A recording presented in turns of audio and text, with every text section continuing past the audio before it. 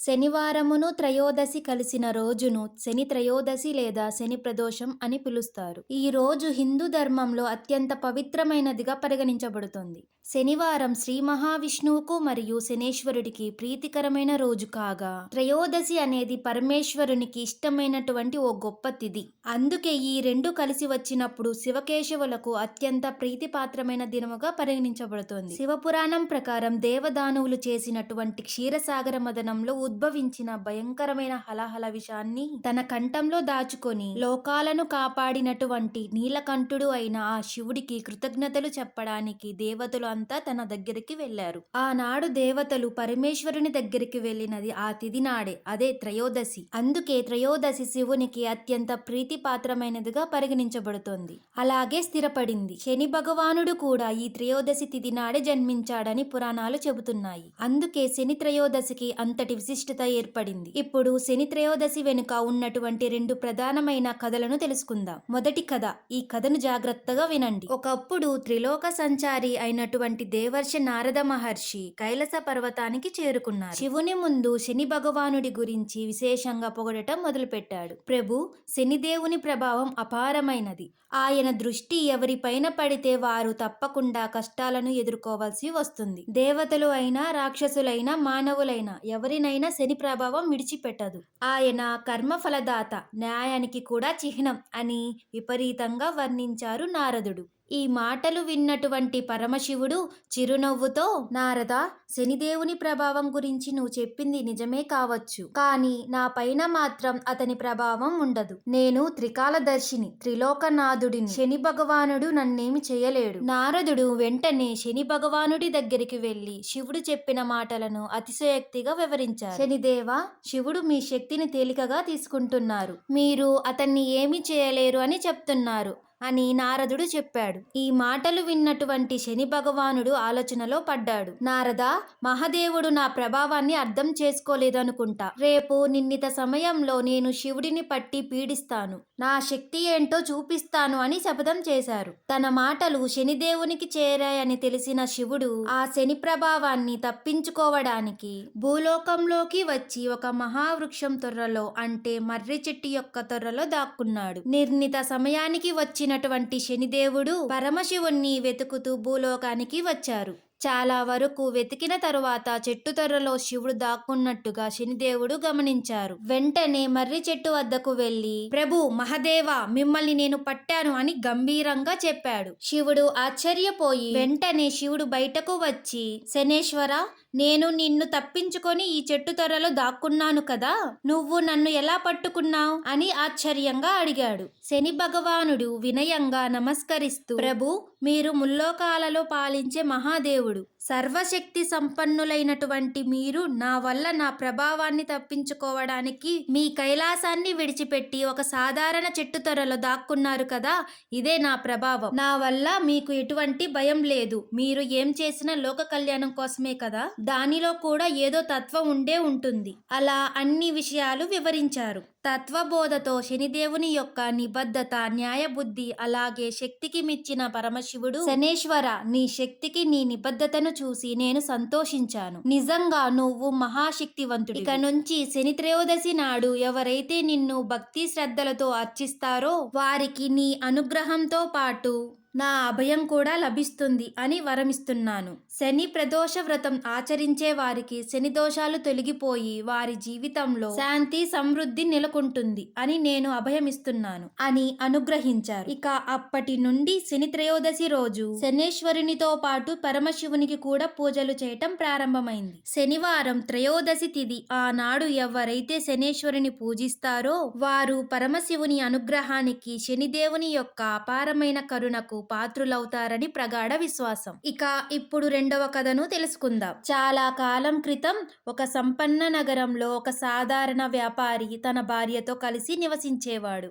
వారికి అన్ని సౌఖ్యాలు ఉన్నాయి. కానీ ఒక్క సంతోషం లేకపోవడం వారి జీవితంలో పెద్ద శూన్యంగా మారిపోయింది. వారికి ఉన్నటువంటి సమస్య అంతా ఒక్కటే, అదేంటంటే వారికి సంతానం లేకపోవడం. పెళ్ళైన చాలా సంవత్సరాలు గడిచినా వారికి సంతానం కలగలేదు. వైద్యులను సంప్రదించారు, పూజలు చేశారు, కానీ ఫలితం లేకపోవడంతో నిరాశకు గురయ్యారు. చివరికి వారు భగవంతుడే ఒక మార్గాన్ని చూపిస్తాడని ఒక నమ్మకంతో పలు తీర్థయాత్రలకు వెళ్ళాలని అనుకున్నారు. తీర్థయాత్రలకు బయలుదేరిన దంపతులు కొద్ది దూరం వెళ్లిన తరువాత ఒక రావి చెట్టు కింద ధ్యానం చేస్తున్న ఒక మహాసాధువుని కలుసుకున్నారు. ఆ సాధువు జ్యోతిష్య శాస్త్రంలో, కర్మ సిద్ధాంతంలో పాండిత్యం కలవారు. ఆ సాధువు తన యొక్క జ్ఞానంతో ఆ దంపతుల సమస్యను గ్రహించి, దంపతులారా కన్నీరు తుడుచుకోండి, మీ దుఃఖానికి ఒక పరిష్కారం ఉంది. మీ జాతకంలో శని దోషం ఉంది, కానీ ఆ శని భగవానుడు న్యాయదేవత, తనని సరైన విధంగా ఆరాధిస్తే తప్పక అనుగ్రహిస్తాడని చెప్పాడు. సాధువు వారికి శని త్రయోదశి వ్రతం గురించి వివరంగా చెప్పారు. ప్రతి నెల శనివారం రోజు వచ్చే త్రయోదశి తిథిని శని త్రయోదశి తిథి అంటారు. ఈ రోజు శనిదేవునితో పాటు పరమశివుణ్ణి కూడా ఆరాధించాలి. ఈ వ్రతాన్ని ఆచరించడం వల్ల సంతాన ప్రాప్తి కలుగుతుంది, శని దోషాలు తొలగిపోతాయి, ఆర్థిక సమస్యలు కూడా దూరమైపోతాయి, కుటుంబంలో శాంతి నెలకొంటుంది. ఆ వ్రతం ఆచరించే విధానాన్ని చెప్పండి అని వారు దీనంగా అడగ్గా అతను ఇలా చెప్పారు. ఉదయాన్నే స్నానం చేసి పవిత్రంగా ఉండాలి. శనేశ్వరుడికి నువ్వుల నూనెతో అభిషేకం చేయాలి. శివాలయంలో పరమశివునికి రుద్రాభిషేకం చేయాలి. నల్ల నువ్వులు, నల్లని వస్త్రాలు దానం చేయాలి. పేదలకు ఆహారం పెట్టాలి. కాకులకు, చీమలకు ఆహారం పెట్టాలి. వీలైనంత వరకు ఉపవాసం ఉండాలి. దంపతులు సాధువు యొక్క ఉపదేశాన్ని మనసులో పెట్టుకొని ఇంటికి తిరిగి వచ్చారు. నియమబద్ధంగా శనిదేవుని వ్రతాన్ని ఆచరించడం ప్రారంభించారు. ప్రతి శని త్రయోదశి నాడు తెల్లవారుజామునే లేచి గంగాజలంతో స్నానం చేసేవారు. శనేశ్వరునికి, శివునికి భక్తితో పూజించేవారు. ఓం నమ శివాయ అనే పంచాక్షర మంత్రాన్ని వారు నిత్యం జపించేవారు. పేదలకు, అవసరంలో ఉన్న వారికి సేవలు చేసేవారు. నిరంతర భక్తితో, అలాగే అపరిమితం అయిన శ్రద్ధతో 1 సంవత్సరం పాటు ఆ వ్రతాన్ని ఆచరించిన తరువాత ఆ దంపతులకు శని భగవానుడు మరియు పరమశివుని యొక్క అనుగ్రహంతో ఒక అందమైన కుమారుడు జన్మించాడు. ఆ బిడ్డ తాను పుట్టినప్పటి నుండి వారి కుటుంబంలో సుఖశాంతులు, సంపదలు పెరిగాయి. దంపతులు ఆనందంతో ఆ సాధువుని వెతికి కృతజ్ఞతలు తెలిపారు. గరుడ పురాణం ప్రకారం శని ధర్మదేవత. మానవులు చేసిన పాపపుణ్యాలను లెక్కించి తత్ఫలితాలను అందించే అధికారం శని భగవానుడికి ఉంది. ఆయన కర్మఫలదాత.